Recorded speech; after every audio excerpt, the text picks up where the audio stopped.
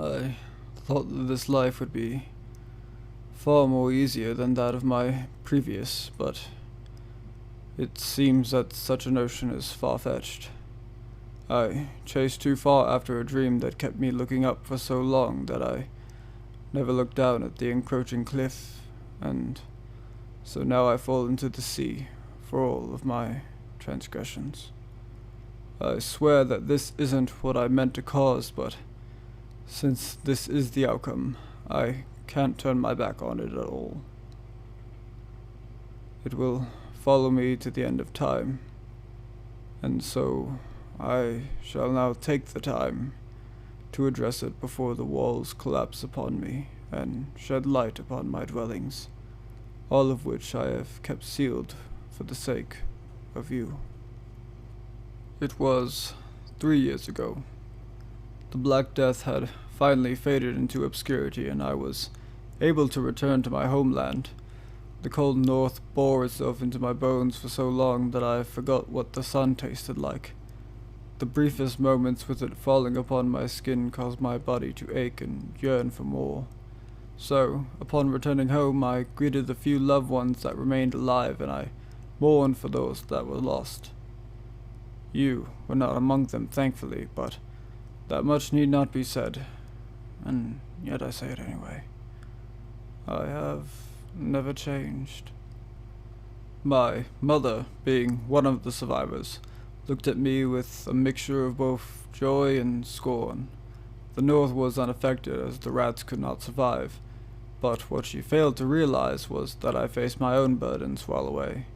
It pained me to see that she could barely bring herself to hug her own child, every twitch of her muscles a sign of hesitation.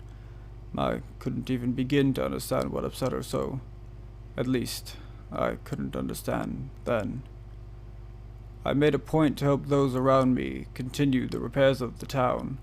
Spirits were low, and fear was instilled within them all. They worried that another outbreak would occur, and they were slow to trust. How do you help such broken people? How do you convince them that the next day can carry more joy than the last if you just work at it? They knew me, and so they gave me some of their trust, but they too, like my mother, shunned me while I did not look. Their eyes carried an envy that burned through my skin and into my soul. Of my friends from childhood, only 2 of them survived, Dan and Hearth. Just a few days after my arrival, we retreated to our old hangout and tried to relax, but as I tried to make small talk, it became clear that things were different. Hearth was silent, but Dan explained to me the feelings of the town and my mother. Because I wasn't there to help, they envied me, to which I respond that such reasoning was absurd. I offered them all a hand to escape, but they declined. What was I to do then? None of it made the slightest bit of sense to me, but I did my best to mend the wounds of the townfolk. I lifted, carried, plowed, cooked, sewed, and cleaned where I could. I helped with the chickens and acted as a middleman for the traveling traders passing through. I did my best to improve the lives of those downtrodden people, but to no avail. They still looked at me with such vitriol that my soup began to taste poor in my mouth. Frankly, I had had enough of it all after a few months and left. The thought in my mind was that they'd regret their actions once they see how much was missing from their lives without me. I made my way to you, Elaine. I knew that you had left before the plague had even hit the town, and that you were safe within a nobleman's house. But even a king falls when confronted with the dark forces of this world. To my delight, you were alive and well, with a child no less. I knew the child was not mine, but as it was yours, I couldn't help but see its beauty. I wanted to care for it and you, but that was not my place. I did not have a coin to my name, and your smile assured me that you need not be rescued. You were at home. What you don't know, however, is that there was a killer nearby on the very night that I visited. I was far too nervous to see you in person, as your demeanor suggested that I would not be welcomed, and so from my position in the gardens I saw the would-be assailant stalking from the bush. I snuggled behind him and struck him dead with my knife. I carried the body out into the forest and left it there to rot. My blood boiled at the sight of the corpse as I thought about what he could have done to you, a mother who wishes to raise her child in peace. You deserve that peace, and it would be unbecoming of me to let the threat of death befall you. I stayed in the nearby town inn and chatted with the locals about the goings-on, and I had heard a strange bit of news.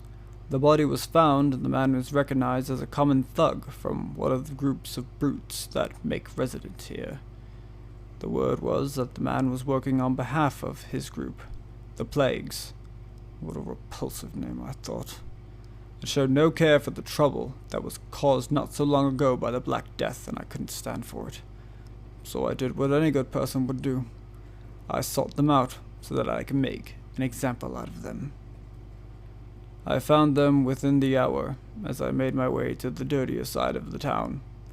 The reactions of people became more expressive as I got closer to my target, and I found them well enough. I might have broken into some homes for changes of clothes so that none could recognize me, but I always left them my other garments. I did what I must so that I could spy upon the brutes. I watched them merry about with each other. Booze and meat flew through the air, and the wenches were strong-armed into many a lap. It sickened me that any man could act in such a manner. I am no gentleman, but I have the decency to know when I am a bother to others. The problem arose when I counted the numbers. 20 of them from what I could see through the windows, and there were possibly more. One blow from the shadows to a single man was no test, but I alone could not bring down wrath upon the lot of them. I would have to isolate them, and drag them down to hell while none could see. This was a challenge, as very few of them were ever far enough away from another. Two I have slain in such a manner, but that only made them alert to my presence. They blamed another group for the deaths of the fallen, and a war ensued. The streets were soon filled with blood and bodies as the fights broke out. At first, I had the cheekiest of grins sitting upon my face as I gazed from the inn's windows. But horror overtook it when I witnessed the death of innocents. Women and children began to join the ranks of the dead with each passing day, and I was at a loss. I overestimated the brutes, and that even they weren't low enough to involve those with nothing. I could understand why they would attack women and children who belonged to some amount of wealth, but the common folk had nothing. I didn't leave the inn for days until the screams had ceased for the entirety of the day. I stole a peek outside and made my way softly across the puddles of blood and danced around the grotesque images that lay before me.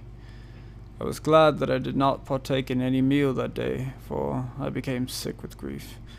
My head turned about constantly to take everything in, despite my soul screaming for it to stop. The sight brought tears to my eyes without my knowledge. The glow of the street lamps gave the crimson bodies an ominous glow that called out to me, telling me that this was my doing. No, I declared to myself, I was not responsible for any of it. I did not bring down the dagger that claimed any of these lives. I was just trying to rid the world of ruffians that deserve no bread. Had I have known of what was to come, I would have led the miscreants somewhere else. I still would have plunged the dagger into the hearts of my targets. They chose to do this, and they should be the ones to feel the guilt. I washed my hands of this blood. That's when I heard the sound of hurried steps. I ducked behind a barrel and watched as some brutes ran through the streets, their breath labored and their legs on the verge of failing. One had reached his limits and fell upon the cobblestone, his mates leaving him behind. He scrambled to get up but slipped in the blood and fell again. He turned to face the direction he came from and began to scream at the top of his lungs. A shadow came upon him and he was silenced. I distinctly remember the sound of a predator eating its meal as I watched the black mass hunched over the body. My time hunting in the north alerted me to realize the gravity of this situation. This thing was ravenous as it ate, picking at nearby bodies as well as its first victim. It was like watching a pack of wolves devour rabbits, never satisfied with just one. I could not move as fear took my legs, but my eyes dared not look away as curiosity enraptured my mind. No creature would come to the middle of a town to eat, even if it would appear as a grand dinner. Nothing should be able to stomach the meat of not one, not two, but 3 humans. Even bears left meat on the bones of its prey. But this consumed flesh with ease and quickness. It went from one body to the next, and never did it slow down. It ate like a king. When only bone remained, it arose from the ground and looked about. To my shock, it was human, but something was dreadfully wrong about him. His face was bunched up as if he were constantly sniffing the air and was upset about it. His eyes held an intensity unlike anything I had ever seen, and the color was a dark and bloody red that cast the faintest of glows upon the location of his gaze. His teeth were bared, and they were violently pointed like a wolf's. The blood dripping from his lips did not help ease my worries. I did not want to draw this thing's attention, and so I stayed still in the shadows and dared not to breathe. I couldn't help but to begin counting as I stared at it, waiting for it to leave so that I may retreat back to the inn and prepare to leave by morning. It didn't move, however. It continued to look around as it sniffed the air for some scent that it somehow found appealing. It stood there too long for my body's liking, and I was forced to exhale and inhale deeply. Its eyes shot to mine, and within a blink it knelt in front of me. I fell back and clutched my chest as my heart began to race with terror. My hands scrambled to find something to defend myself with, but they could find nothing as they sloshed through the blood. The thing tilted its head as it examined me, and all I could do was wait until it lunged at me, sending me to the afterlife to join those that have also passed. Yet, never did he strike at me. He smiled a wicked smile as he looked into my eyes, the glow causing me to squint even though it did not hurt to view like viewing the sun. "I can see it in your eyes," he said. "You're the one who gifted me with such a meal." He clapped his hands multiple times and looked about. "I haven't had the chance at a decent meal since the plague began, but this is something else. As a courtesy, I'll let you live." He stood up, his clothes stained and dripping with blood, and began to walk away, possibly in search of more food. Why I ever allowed words to escape my mouth, I'll never know. I felt so compelled to speak them, and regretted each letter that came out. "What are you?" I asked. He turned, the blood on the ground splashing in my face, and upon his face was a look of confusion, mixed with curiosity, as if he had just witnessed a corpse rising from the grave. He knelt again and grabbed my hair, tugging me about as he observed my head. He forced me to look him in the eyes, and he leaned in close, too close for my liking, as his breath reeked of death. I can see even more clearly now the faint, black lines that traced his skin where his veins would be, and that his visage was pale, more so than the people I knew to the north, and I highly doubt that he lived even further to the north than I, or anyone else, would dare to do. "There was once a man who developed a taste for his fellow man," he said. "It started as a warning to his enemies, but over time it captured him, and he began to crave it. He wisely consumed only his enemies, but when they were no more, he had to satiate his taste elsewhere. So he began to steal away the poor, who were alone, with nowhere to call home. But after tasting the first, he realized that like a cow, they too must be prepared. So he had to treat them well, so that they would be healthy enough to eat. But once they were ready and subsequently devoured, he ran into a problem of reputation. He needed more food, but none would willingly aid him, nor would any allow him to prepare them. He had to trick them and control them. He became wise in the art of the hunt, as well as the art of charm. He also trained to be faster and stronger than any other, so that if his meal fought back, he could put it down. As the years passed, he realized that he looked no older. He looked younger even. It was his meals that did the trick. The souls need time to pass to the other side. But if the body is consumed, then the soul too is consumed, and the life of one is added to another. He soon built for himself a castle and a town to lord over for decades, with puppets in his place, as he would bring in the criminals and easily forgotten. He did this all at night, as the day carries too many eyes to spot him. He spent much of his time in the dungeons beneath the castle too. Eventually, he could no longer exist under the light of day, as his skin would burn from even the slightest exposure. The gods, however, began to hate him, as he denied them the souls they need to sustain themselves. So the gods gave man the tools to slay him, but he escaped by a hair.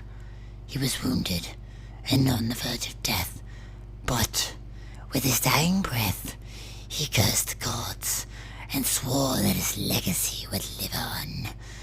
He infected another human with his blood, and they gained for themselves his cultivated traits. It's been a long time since my kind has been able to roam these lands, but now that the plague is gone, we can return and feast again. The vampire? I exclaimed. He nodded. With a flick of his wrist, my arm was scratched and he was gone. The cut stung, but my mind was elsewhere as the story he told solidified the tales I had heard as a child about the vampire, and it seemed that I was to become one. The change was gradual. At first, I became more lively with people that I would have words with. I'd even managed to bed a few women after only minutes of conversations. It was unlike me to do such a thing, but I felt such a rush within me that I couldn't help it. Then I began to require fresher meat, preferably just killed. I soon found myself seeking the shade rather than be exposed to the light of day. My physical abilities improved as well. Within a month, the change was complete as the final stage kicked in, and I began to crave the flesh of my fellow man. I told myself that I would never harm the innocent. It would only consume those that trod upon the broken with glee. I might be a killer, but I have standards that I must live up to lest I find myself becoming that which I hate most. So my first meal was a simple choice, but I did not expect it to take place at your residence. I felt confident that I could meet with you as my appearance was still human. I yet needed the teeth to tear through flesh, nor the eyes to see my prey in the dark. My face was still as it always was, and I assumed that I could take the chance to meet with you before my visage became that of a monster. I put on my finest coat and hat and promptly made my way to your place of stay. I talked my way into the manor, and with you I sat and discussed my life and yours until the nobleman with whom you stay returned from his dealings. Your relation at my arrival brought a joy to me that I had not felt since you left our hometown. Your smile shone so brightly. I was almost afraid that the radiance of the sun was here to claim me. You were beautiful in your dress, and your hair had a shine like no other. I knew that a life with me would not allow you to look as such, so I happily admired you without allowing myself to become jealous. It was only until the nobleman arrived that I noticed something was off. I could smell his arrival, but there was another just a ways off that caught my attention. is repugnant and made me sick. I smelt its bloodlust, and so I had to excuse myself and say farewell for the night. I left without meeting the nobleman, as I wanted to deal with the invading sack of flesh that dare step onto your home. It was another would-be assailant, so, just as before, I slew him, and made him my first meal out in the woods. The taste was fine, but ripping through his skin and muscle was difficult. It took me quite some time, and I was nearly found, but I got away before anyone could see. I had to visit you again, to make sure that you weren't distressed about the finding of yet another corpse in the woods so close to home. You were flustered by the news of the bloodbath that occurred in town. It seemed only reasonable that you'd think ill of another potential conflict should things continue on the same path as last time. I could not vocally assure you that it wouldn't, but I could at least offer you pleasant words with which you can rest your head and think with. It was to my surprise, then, that the news of the body in the woods did not shake you as I expected. I could sense it from you. A very faint taste of disappointment. Perhaps even fear? You feigned it well enough for others to pass by without the slightest raising of a brow, but I knew. I didn't press you because, as far as you knew, I had no right to know what troubles you so. That was until you twitched at the touch of the nobleman that entered the room. It was not the twitch of surprise at a new presence, but one of fear.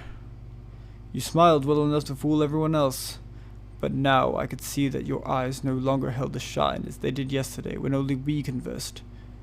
Your eyes were empty, begging for release, and at that moment I knew that I had unknowingly made a mistake. I killed not your assailants, but the nobleman's. I politely made my exit, and while you entertained a farewell, your eyes begged me to stay. I smiled at you to remove any worry you may have had, and I dared not look at the nobleman, for I might have struck him down then and there. I needed you to be unaware of any misfortune that might befall the nobleman, as a woman is always the first one blamed when a man dies in his house, and yet she is fine. You do not deserve such a fate. The sun was too much for my skin to bear now. I needed to catch the nobleman while he was away from home. The nights were becoming longer as winter approached, so I only had to bide my time. It took some weeks to prepare the attack, but I had to be sure that you could not be harmed. I visited you only one final time, so that suspicion could not be placed on me, and I told you that the next day can always have a little more joy than the last.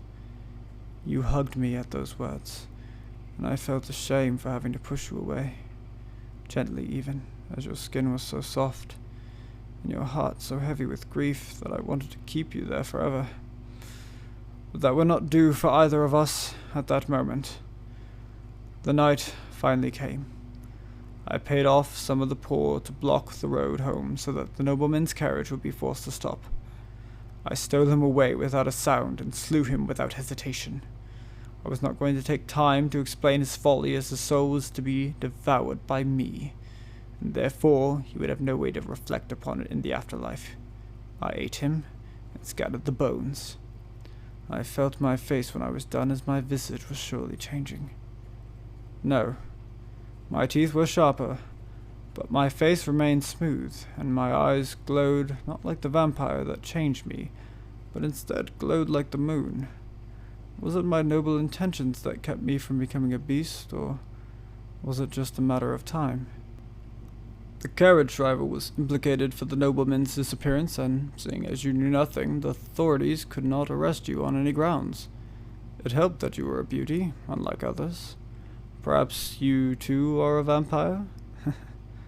No, yours is a beauty that none could achieve. You inherited his money, but not his business, so it was only natural that you would need to move somewhere you could afford without having to work. You sold everything in the manor, and took your child to a new home where none knew your name. But you first asked me to come with you. I could not refuse you, as I have delayed your happiness twice now, and the lights in your eyes danced wondrously. You insisted that we leave during the day, and I relented, but I had to cover up. Luckily, the cold made it easy to explain why I was so bundled up. We left and made our way to our current home. I regaled about more of my northern tales and watched you take in every word with the satisfaction that one could swear you have never known before. It was breathtaking. I was now a part of something that I dreamt of as a child. I swore to take care of you and take care of your child like he were my own. We would be happy. But this story doesn't have a happy ending, my dear Elaine. I wish that every day was filled with a little more joy than the last, but it was not to be. You see, while I was out, I was not working a job, but hunting. I had to leave during the day so that we would not draw suspicion. People needed to see me. How fortunate that you wanted to live where the sun rarely shone, as the clouds constantly covered the skies and rain would grace us always. I made my rounds through the town and did jobs for whoever needed the help and could spare the coin, but I was actually looking for the scum that calls the town home. I could not allow filth to plague you and the child, so I took it upon myself to cleanse the streets when I needed to feast. It went well for a time. The gods, however, showed me no favor. I had to feign discomfort when the sun was out, and retreat to the darkness of the basement. I assured you that it was for work purposes, and it was, but someone found me out. The disappearances created no raised brow amongst you or anyone looking to live a peaceful life, but the dregs of society once again tried to rise up. I quashed it before a war could break out, and someone discovered me, as if they planned for this to happen. A death flag was placed on them. If they were to die, then my secret would be known. They told me to do as commanded, and you and the child would be spared from the truth. I did not know who this man was in contact with, so I couldn't call his bluff. I reluctantly agreed. How deeply I regret it. What I've done before then, I did knowing that things would be better for us and the common folk. But what I've done till now will haunt me till the end of time. On my trips, I have killed many people, not for sustenance, but for the sake of keeping my secret a secret. Kings, queens, court jesters, shopkeepers, the homeless, and so many more. I did it for us, but I could see what was growing in the shadows. It was an empire that was built with the corpses of those that I've slain, and it threatened to reign over the whole of Europe. I knew far too late. I had to right the wrong that I had caused, but things were so far into motion that by doing so, I would cause a collapse on a grand scale that would shake the foundations of Europe to its core. I should have tried to stop it before they gained so much power, but I was a fool who only thought of protecting himself. I had to be resolute in my course of action, and couldn't stop until everything fell and burned to ashes. It is taking me a year to do so, and I now sit here and write this letter to you, as I have realized what it was that made my mother look at me with scorn. It's not that I didn't suffer, nor that I left. I could have stayed and the result would have been the same. My mother needed someone to lean on through it all, but all of our family died, including my siblings. Had I have stayed, I too would be dead, and she would hate herself for it.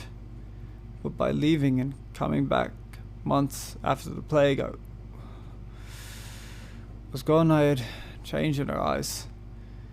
She could no longer recognize me. The scourge was not for me, but who I was not. Now as I look at a mirror, I can no longer bear to see my reflection, as I cannot recognize who I once was. I didn't become what I hated, but instead became a slave to it. I have traced a sigil with my blood onto the mirror, so that it, nor any other mirror, can hold my reflection. And I have cast away my shadow, so that who I was can never follow me and make me feel guilt for what I am about to do. This is my farewell to you. You deserve better. Despite all of my attentions, the shadows continue to rise up and present danger to you, and it only gets worse as I attempt to cull them. Even now, I gain new enemies because of what I've done.